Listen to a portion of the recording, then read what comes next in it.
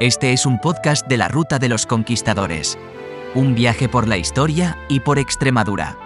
Visítanos en www.rutaconquistadores.com. Los 12 Apóstoles de México. Capítulo 1. Un reto evangelizador.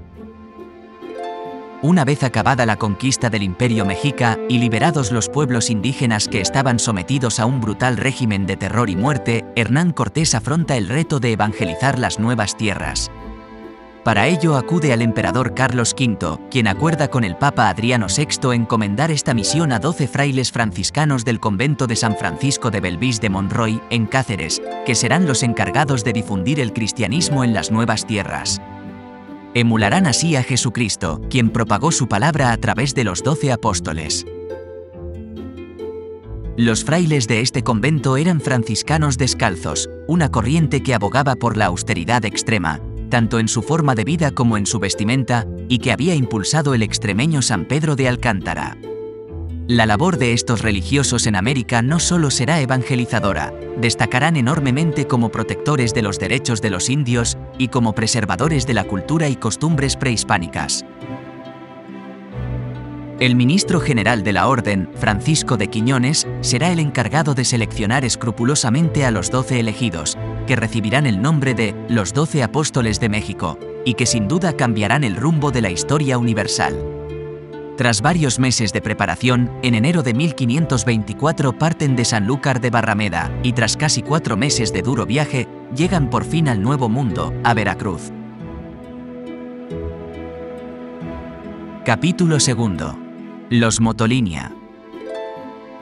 Una vez en tierra parten hacia la Ciudad de México, Tenochtitlan, recorriendo a pie, descalzos y sin equipaje, los 230 kilómetros que les separaban de Hernán Cortés. Ya en su camino, los frailes fueron muy bien acogidos por los nativos, no solo por su actitud humilde y cercana, su voto de pobreza que se reflejaba en unas ropas sencillas y en caminar descalzos, hizo que no vieran en ellos la codicia que sí era propia en algunos de los conquistadores venidos de España. Pronto comenzaron a llamarles los Motolinia, que en lengua náhuatl significa pobres. Cuando por fin los 12 franciscanos se encuentran con Hernán Cortés, sucede un asombroso hecho que hará que los nativos miren con mayor admiración y respeto a estos personajes. El poderoso conquistador extremeño se arrodilla ante los humildes frailes y besa sus ropas maltrechas.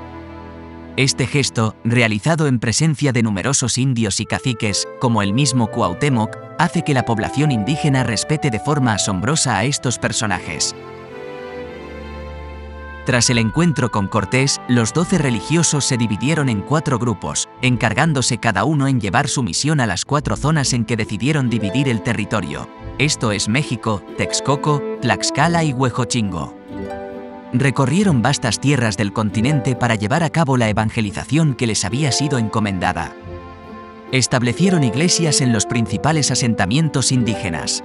En el convento de Huejotzingo se conserva la primera representación que existe de los 12 apóstoles mexicanos en la Nueva España. Las penurias, dificultades, enfermedades, miserias y persecuciones de las que fueron objeto, no lograron frenar su titánica labor. La actitud paternalista de estos franciscanos con la población nativa hizo que a veces tuvieran que enfrentarse con las autoridades locales al defender a estos de los abusos de algunos conquistadores y encomenderos. Capítulo 3. Las lenguas nativas. Inicialmente, para acercar el mensaje de Cristo a los nativos, los 12 apóstoles de México comenzaron a comunicarse con ellos por gestos. También entonaban canciones que transmitían paz y sosiego, para demostrarles que el Dios del que ellos hablaban era un ser de amor y fraternidad, y no una deidad de sacrificios, sangre y sometimiento, como a los que estaban acostumbrados. Pronto los franciscanos comprendieron que la única manera de que los nativos pudieran entender y abrazar la nueva religión era empleando sus lenguas nativas. Así comenzaron a aprender estas lenguas y a traducir a ellas Biblias y catecismos. Este fenómeno evolucionó y pronto se desarrollarán gramáticas y diccionarios de las lenguas nativas, gracias a los cuales, algunas de ellas permanecen vivas hoy en día. Hemos de señalar que el castellano no fue nunca una lengua impuesta por la corona española a la población indígena, pero al ser una lengua franca, de uso común, y que permitía prosperar en los negocios, el ejército y la política, fue rápidamente asumida por muchos nativos. Las lenguas indias siempre fueron respetadas por los españoles. Fue en los procesos de independencia del siglo XIX, cuando los nuevos países que surgen en la España de ultramar comienzan a perseguir y castigar duramente estas lenguas ancestrales. La primera gramática publicada en Europa fue la española, y supuso toda una revolución para la uniformidad y enseñanza de una lengua. Escrita por Antonio de Nebrija en Zalamea de la Serena, Badajoz, fue publicada en Salamanca en 1492. La segunda gramática que vio la luz en el mundo conocido no fue la inglesa, ni la alemana, ni la italiana, fue la náhuatl o mexica, y fue escrita en torno a 1528, gracias a estos 12 apóstoles. Esta obra, aunque documentada, no se ha podido conservar. La más antigua que ha llegado hasta nuestros días es la escrita posteriormente por el franciscano Andrés del Olmo en 1547. Posteriormente vieron la luz otra decena de gramáticas mexicas. Años después, Fray Alonso de Molina escribe el primer diccionario en la lengua de los mexicas. Este personaje nació en la provincia de Cáceres, y tanto él como su hermano marcharon de niños a la Nueva España acompañando a sus aventureros padres. Los dos hermanos, al integrarse plenamente con los niños nativos, aprendieron rápido y de forma natural la lengua náhuatl. Así, cuando Alonso de Molina fue ordenado franciscano, continuó la labor comenzada por los primeros 12 franciscanos y desarrolló el primer diccionario náhuatl castellano. Más tarde comenzaron a escribirse por parte de las distintas comunidades religiosas gramáticas, tratados y diccionarios de otras lenguas nativas como el huasteca, totonaca, quechua, cachiquel, quiché, sutujil, michoacano, otomí, xeltal, zapoteca, toba, mixteca, aymara, ayentiac, mapuche, muisca, maya, guaraní, yunga, mochica y otras tantas. Este asombroso respeto por la lengua materna de estos súbditos de España hizo posible que esa riqueza cultural haya podido ser conservada hasta nuestros días. Capítulo cuarto. Los derechos de los indios. La labor que desarrollaron estos religiosos y los que les siguieron en el continente americano no solo se limitó a difundir el cristianismo, además crearon escuelas, hospitales, transmitieron nuevas técnicas y oficios, y sobre todo hicieron ver a la corona que los indios, al ser sus súbditos, tenían los mismos derechos que cualquier otro español de la península. Esta corriente hizo que Carlos V detuviera el proceso de conquista y convocara una junta de expertos en la Universidad de Salamanca, encabezada por Francisco de Vitoria, y donde se defendió la existencia de unos derechos universales de todos los seres humanos, que ningún monarca podía eliminar. Este fue el origen de la primera Declaración de los Derechos Humanos, siendo España el primer país en plantearse la igualdad de todos los hombres. Pasarán casi 250 años, hasta la Revolución Francesa, cuando otro país se plantee esta situación jurídica con su Declaración de los Derechos del Hombre y del Ciudadano, y no será hasta 1948 cuando las Naciones Unidas proclamen la Declaración Universal de los Derechos Humanos, más de 4 siglos después. Capítulo V. Los 12 franciscanos. Estos 12 frailes franciscanos sentaron las bases de lo que sería la Iglesia Católica del Nuevo Continente, y cuyo espíritu sigue vivo hasta nuestros días. Veamos quiénes fueron cada uno de ellos. Fray Martín de Valencia. Nació en Valencia de Don Juan, León, y fundó el convento de San Francisco del Berrocal de Belvís de Monroy en 1509. Él es el encargado de gobernar la misión de los 12 apóstoles de México, que bautizará a más de 1 millón de nativos. Fray Francisco de Soto. Es considerado uno de los apóstoles de mayor edad y fundó la provincia del Santo Evangelio en la Nueva España. Defendió fervorosamente los derechos de los nativos y viajó de vuelta a la península para reclutar más franciscanos que se sumaran a sus misiones en el Nuevo Mundo. Rechazó ser arzobispo de México para no faltar a su humildad como franciscano.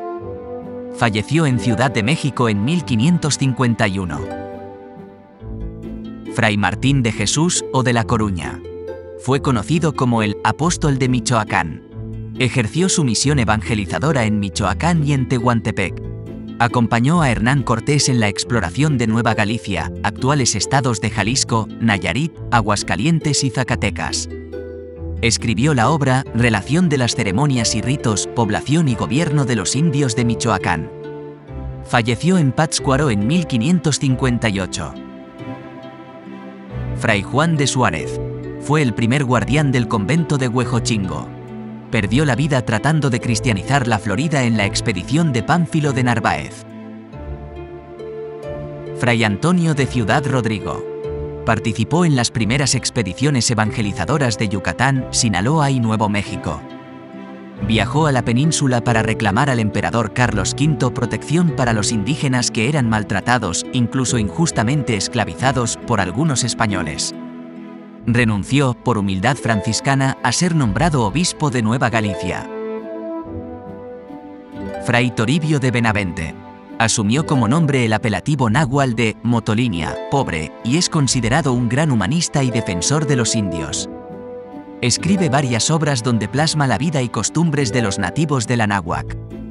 Su obra, Historia de los indios de la Nueva España, narra el choque de las culturas prehispánicas con la traída por los europeos. Fray García de Cisneros.